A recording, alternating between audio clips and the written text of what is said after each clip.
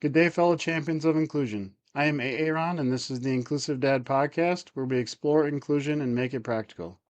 Thank you for taking time out of your busy schedule to join me in exploring ways we can create a more inclusive world together. You are important, you matter, and you can make a difference. Today, my guest is Maria Gallucci. Welcome to the show. Thank you so much for having me. Absolutely. Why don't you just start us off by telling us a little bit about yourself? So I'm a CODA, so a child of deaf adults, and so I was raised with two deaf parents, and ASL is our first language, and there's six of us kids, and all of us are hearing. Interesting. So, did they start teaching it to you like right when you were like, how early did you learn ASL then? Right away? As babies, like it's so Okay. cute if you see the little toddlers like running around and doing sign. It's like absolutely adorable. So yeah, we didn't even speak until later in life, and my mom always said that we learned how to talk through the TV and just being around kids. Interesting. Yeah, I guess thinking back, I have two kids, and I guess we did teach them some signs like more, please, when they were younger, because yeah, I think because they can learn that quicker or something. But Yeah, exactly. They said that it's easier because we're teaching our grandbaby how to sign, so she always does milk and more yep, and things like that. yep, It makes it easier for them. yeah. What is your definition of inclusion? Mine is making sure everybody feels comfortable to be their selves, and for me, inclusion is very important because I feel like a lot of us judge, and a lot of us don't think that we should connect with other people. So inclusion to me is having compassion, empathy, and seeing people who they are, and letting them be their authentic self. Yeah, I love that. So for me growing up, I don't remember actually until my daughter being born, and she's 23, like hearing much about disability or seeing people in wheelchairs or even being aware of it. So like for you growing up, did you guys use the word disability, or is that just mom and dad and you didn't really use those kind of words? Um, we try to avoid that just so we wouldn't insult anybody. But I think that when we were growing up and stuff, we had to deal with a lot of negative comments, or people making fun of my parents, or making fun of us because we signed and we were different. And it's not about being perfect. It's just being able to try with people, and making them feel like they have a safe space. Yeah. Yeah. Did you guys grow up in Colorado or where did you grow So up? I was born in New Hampshire, but we moved out here when we were little. So I've been basically raised in Colorado. So now I'm considered a Colorado native. There you go. Yeah, so you talked a little bit about being bullied. I mean, is that from like just other kids or I mean adults as well or No, mostly other kids. I think like a lot of people don't realize how mean kids are. Like kids can be like so mean, like it's crazy, like how. And I've always been taught empathy and compassion, so for me, I've always tried to like help people who were bullied, or help people in different spaces, because it's sad, and just one act of kindness can change their entire lives and their entire day. yeah, for sure. Yeah, for sure. Was there other were you guys around other families with had parents who were deaf as well or did you So oh, we had some friends. Amazingly, like we really didn't have a lot of Coda friends, because I thought about that while I was writing the book. I'm like, because yeah, I was going to get stories from other Codas and different perspectives. And when I went out to go find them, I was thinking, huh, we really like just had each other, like the six of us. But my parents did have friends, but we never really like hung out with other Codas. But now I'm on a mission to find a bunch of Codas and make friends with them. yeah, so have you been able to find other ones like in Denver then or is there Yeah, I have, and now I found like an internet national oh, type company that actually has a bunch of coders, and they have a conference every year. So I plan on going to that one this year. there you go. That's great. How has being a coda impacted your life and your career? I think that there were it made me have compassion and more empathy towards others. So for my career, it made me feel like I know what they're looking for. And so, and buying a house is like one of your most stressful situations to begin with. And so it taught me how I communicate and how I listen deeply. And as a child, I learned responsibility, empathy, and like being an advocate at a very like early age. So I often had to bridge two worlds, and that taught me to have patience, emotional intelligence. And today, whether I'm a parent, a businesswoman, or an author, those lessons to me guide me how I show up for others. Yeah, I love that. So in your real estate career, like what are things that you do that maybe other real estate agents don't do and should do to, be able to help people who are deaf when they're buying a house? I listen fully. Like listen to what they say. I can read emotion very well in body language because that's how you talk in ASL. Mhm. And so for me, I can tell like if they don't like a house or if they don't want anything. And then I know that when you are trying to find a house for a deaf or hard of hearing client or even like ADA clients, you have to like keep in mind like if the hallways are bigger, if the room is open, because you have to have a deaf friendly house to where like the kitchen and the living room is open, so you can communicate back and forth. And I think that a lot of people like don't realize that. And so and then like obviously with the ADA, if you have a wheelchair or anything, you have to know that that you can, or you have to have like the bigger hallways and the bigger doors. Yeah. Yeah, I didn't even think of that, but yeah, I guess because you have, I can just yell from the kitchen upstairs and, family member can hear it, but yeah, if you Yeah, have to use exactly. this, And for yeah, yeah, for the deaf and hard of hearing, it has to be open so you can sign right, back and right. forth from there. And even for me, because we grew up with an open house, even for me, I have to have an open house because that's how I was raised, and especially if I have my family over, so I can like sign and talk to them about it. So even for me, that's definitely one. I always say you have to have your three musts, and that's one of my musts: an open Yeah, kitchen. yeah, that's a good point. Yeah, but like you said, it's stuff I don't think about because I haven't been around it, but yeah, that's interesting. But yeah, I have a daughter. My daughter uses a power wheelchair, so that's been my partner and I. We bought a house last spring, so like measuring all the doors, Mhm. just making sure. Yeah, you have to Okay, make sure the hallways, the yep, doors, like yep, everything fits the yeah, wheelchairs. yeah, and then even just like the storm doors, because those little things where it connects to the door frame, is like those stick out. The door might be wide enough, but if that thing's sticking out Stick out, yeah, you'll three yeah, inches, then it's like, exactly. okay, that's gonna catch. So then how do we get this or need a different door that has it up higher so it doesn't catch? So yeah, those little things you learn. Yeah, and I think a lot of people don't realize all just the very little simple things that we actually take for granted that they need. Well, and also the ADA is like the minimum. So like, we go out to, we were just, my daughter and I went to a like sports bar to listen to live music and should use the restroom. So we used the handicap accessible stall, which probably was actually legal, but it's not big enough for like a power chair to get in there and, get her onto the toilet and be able to move around and shut the door and all that stuff. So it's like, okay, that is ADA, but it would be nicer if the hallway was If a couple more inches wider to make it easier to wider. go down there and stuff. So Yeah, exactly. And I think that that's just a lot of stuff. A lot of us just take for granted because we don't have to deal with that stuff. And being raised in a deaf household, I think that yeah, it made me like notice things like that to where I could be more helpful to people who are different. yeah, for sure. Yeah, it's similar for me with accessibility for wheelchairs because I'm driving anywhere and I'm like, okay, that building she can't get into. This one, there's no curb Hmm. cut there. I just see stuff. I see stuff all over the place. Yeah, exactly. And my partner, she's like, she thought, and before me, she didn't know. She thought ADA's there, so everything's good. And then she's like, well, since I've been around you and your daughter, like I see all the stuff now that I thought was fixed before. So yeah, once you're aware of it, it's But stuff yeah, jumps out at you. once you're aware and you know, yeah, for sure.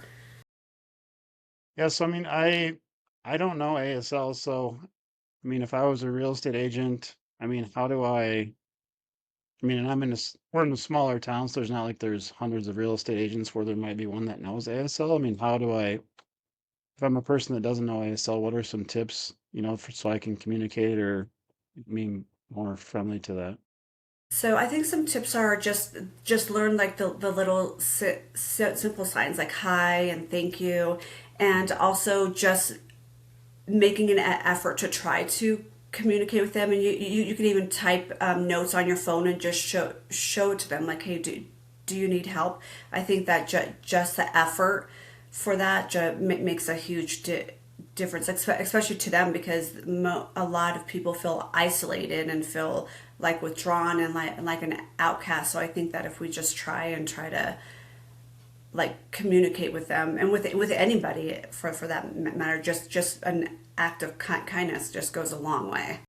Yeah, that's true. Yeah, just, I mean, be open to it, be accepting, ask questions, Yeah, it's interesting. And Yeah, how, and how if big, go ahead, sorry. oh no, go ahead. Like, how big is the population of um, deaf or hard of hearing? So just Denver alone has about 300,000 from the Front Range, like from Fort Collins all the way down to Colorado Springs has 300,000. So nationwide is huge, like in the millions. And I think a lot, it's a very underserved community, and I feel like a lot of people don't realize how huge the community is and how they need more accessibility for them, because I feel like it's just underserved, and that's where my Yeah, passion is, and that's where my heart is to help them. yeah, yeah. Because I mean, I'm trying to think of if I know anybody, honestly, that, I mean, I don't. No, I don't. Hmm, it's interesting. Yeah, I know it's interesting to find, because I started ASL Realty, which is a nationwide referral base for the deaf and hard of hearing, to find agents out there who do sign. So I can help people not just in Colorado and Florida, but nationwide, because I mean it makes such a big difference when you're communicating, especially with real estate and loan paperwork, if you're able to communicate with them in their language. Yeah, so how many people are in your network then, or how many other realtors? I have about 50, so I need more, but it's kind of hard to find. I've been trying to find them. So if anybody knows ASL or is comfortable communicating in that the deaf and hard of hearing world, give me a call. Do you have any in Minnesota who are ASL? No ASL? I do have. I think I found one in there, so I'll have to. I Okay. don't know which city she's from, but I'll have to look. So, but yeah, it's really hard to find agents who actually sign or are in the deaf culture. Yeah. So, I mean, there's like Google Translate where somebody talks another language, it'll translate. Is there something similar for ASL where you can like take a video and it kind of interprets the Yeah, signs? there is. There's it's called, I think it's called Crizilla or something like that. I'll have to look, but it is an app, and it does teach you, or you could talk to it, and it'll like translate back and forth. So if I can't go to a client meeting, one of my agents who does not know ASL, but she knows the deaf culture, use that app to communicate with my client. Well, that's kind of cool. Yeah, so technology's come to, like, it's come a long ways. Yeah, that's great. What is the origin and deeper meaning of your book titled Raised in Silence? I think I wrote Raised in Silence because I grew up in a world where communication looked different from most households.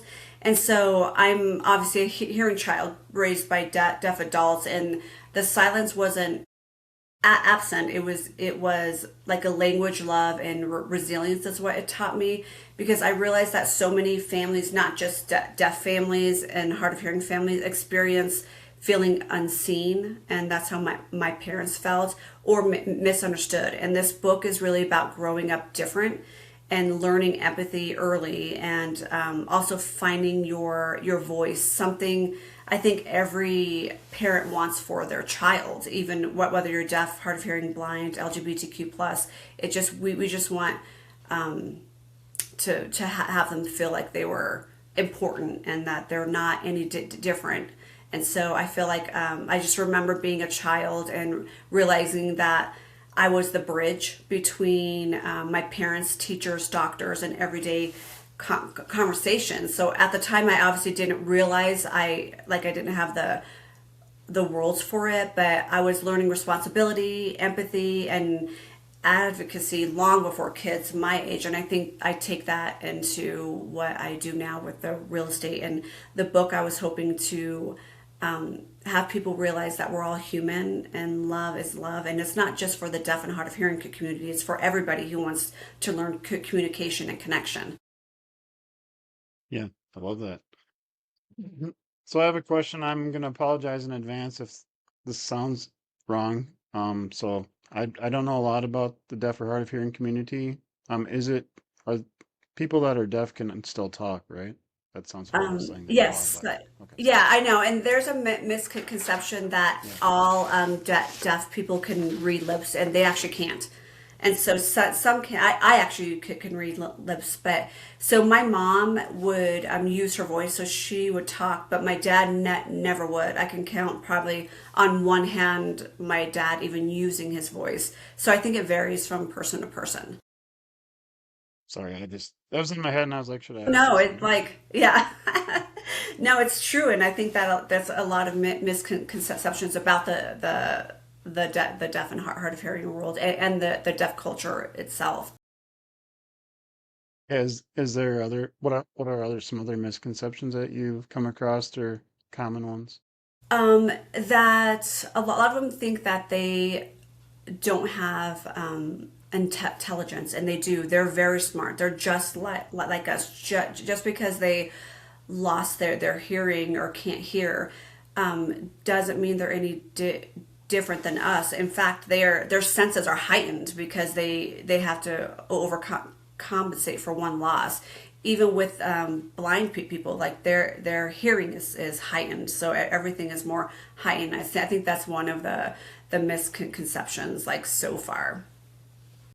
Yeah, and that's interesting because I mean my daughter, like I said, she's in a wheelchair and she she's somewhat verbal. I mean, I can understand her. You may have trouble if you've just met her for the first time, but I mean, there's also some people that feel that because she's in a wheelchair, she's not intelligent. So if we go to a doctor's appointment, sometimes they'll look at me and like, "What's her name and birthday?" And I'm like, "You should at least Exactly, ask and her. it's You should like at least no, ask her first." Like, you yeah, she, exactly. She can hear, she can talk. right. And So I that's mean, what I think, yeah, and that's why I wanted my book to be impactful because I think the most meaningful feedback I think I receive from the book is when someone says, I felt seen.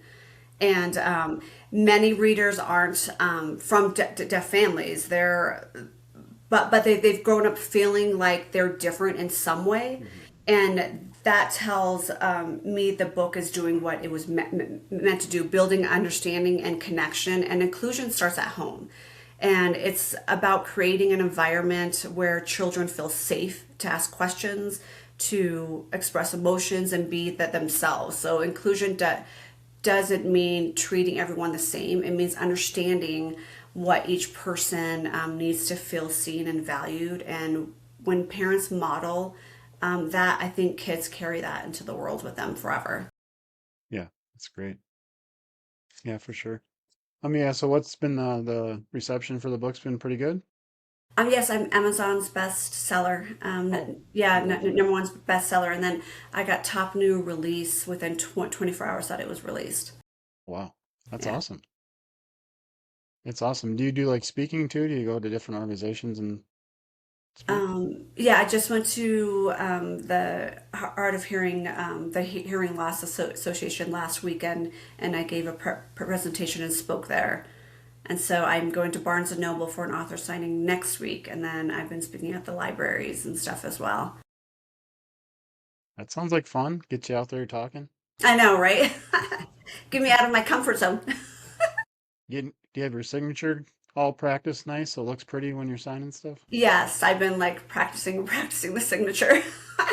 There you go. That's like one of That's the, I feel like one of the hardest things that people don't realize is the little stuff like that, like the signature, the book cover, and like I yeah, think that was like one of the hardest part about doing everything. yeah, that's fun. What new perspectives does your book bring to accessibility across industries? Communication, knowing that if they can't hear, they need an interpreter there. Like, and I feel like a lot of employers and stuff don't think that they need that because they can either read the closed caption or just understand or read the room, but they need to have accessibility because then they feel isolated. So I think it's very important to, even at sales meeting, to have interpreters there, because if you put yourself in their shoes, how would you feel if you just sat there and couldn't hear anything? And so that makes them feel completely isolated and not included in the meetings. Yeah.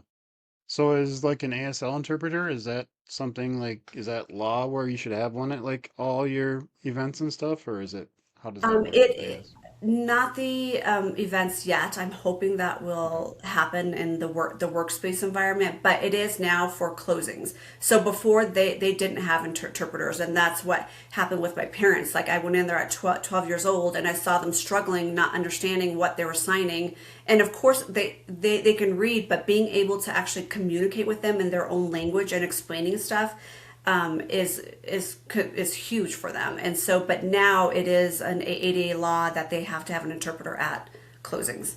Yeah. Interesting. Yeah.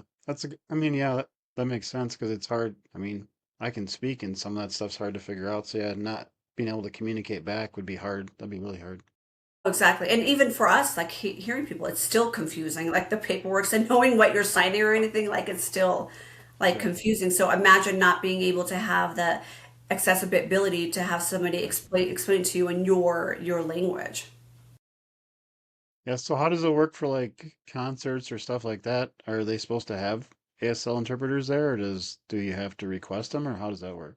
Yeah, they usually request them, and now it's getting more and more known. So it's come a long way now because now they have it at the Super Bowl, they have it at the games, the interpreters there, and people think that they could just read the closed captions, but if they're reading the closed caption, then they're not able to actually look and enjoy what's happening on TV. So it's very important to have interpreters at press conferences, news, like shows and different things like that. I think it's very important to have that.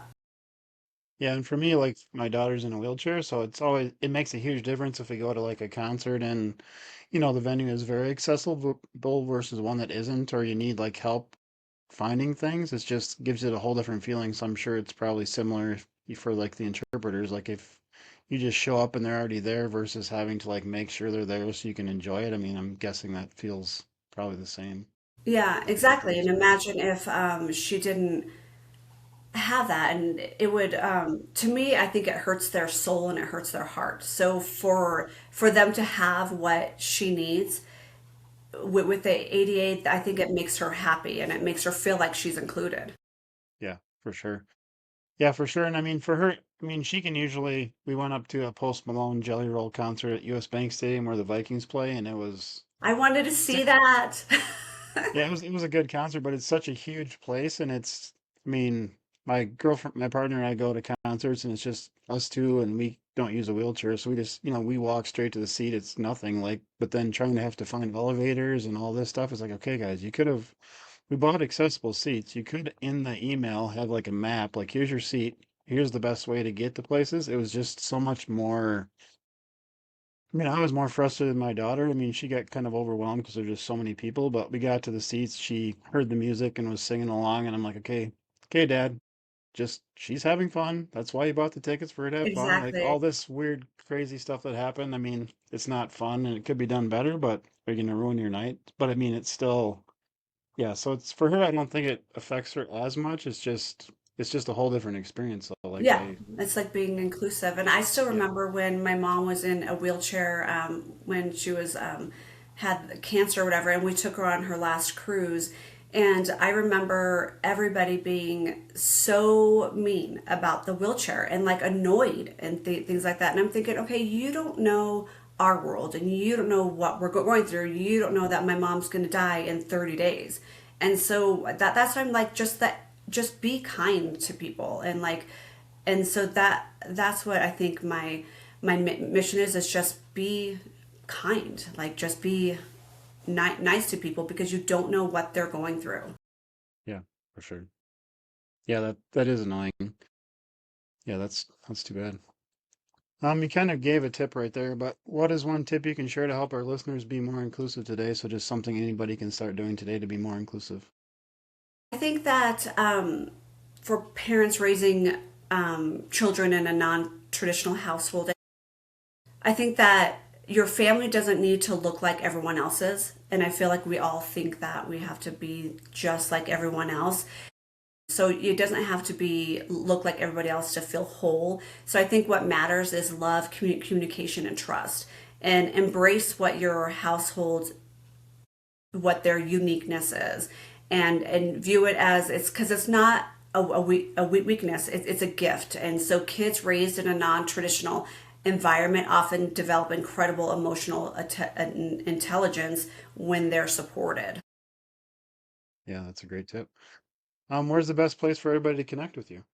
So it is, so for the real estate's galluccihomes.com, and then the book is on all book platforms and Amazon, and then it's raisedinsilence.com. Awesome. Thank you so much. You ready for the last question? Yes, Do you like spam lunch meat? Yes or no? I actually do. Do you like So spam? I do. I live near Austin, Minnesota, where Home Rental's located and where they make spam and the Spam Museum is located. So if you ever want to visit the Spam Museum, you got to come to Southern Minnesota. I did not even know that. It's just been a fun question I've been asking all my guests just to see the answers. Usually it's like pretty fast either way. There's not a lot of, I'm not sure. Yeah, I like Couple it strong fried. opinions. Like Yeah, when we went to Hawaii, there like yeah, Hawaii's huge on spam, and they had such yeah. good dishes there. Yeah, that's how we usually have it, like fried with like pancakes or something. But yeah, my girlfriend went there probably like 4 years ago, and she's like, they got whole pallets of spam in Walmart. And I was like, we don't even have pallets of spam in Walmart in the town where they make it. So yeah, No, right? I think it's bigger there than here. Yeah, exactly. But yeah, the museum, it's a town of about like 27,000 people and like brings in over 100,000 people a year. So a lot of people come to visit. Yeah, I'll have So to look into that. yeah. I Well, thank think you so that, much for being on the show today. oh, thank you so much. And I think that if I could leave one thing with one message for with the listeners, it'd be that your voice matters, especially in your family. So whether you're a parent, a child, or somewhere like in between, your experiences have value. And so I feel like when we choose empathy and open communication, we don't just raise better kids, we build a better world for me. Yeah, I love that. Thanks for that. To those listening, thank you for allowing me to be part of your journey. It is truly an honor. Please join the podcast newsletter by clicking on the link in the episode description to keep up with the latest episodes. Together, we can make the world more inclusive. Until next time, stay empowered and be a champion for inclusion.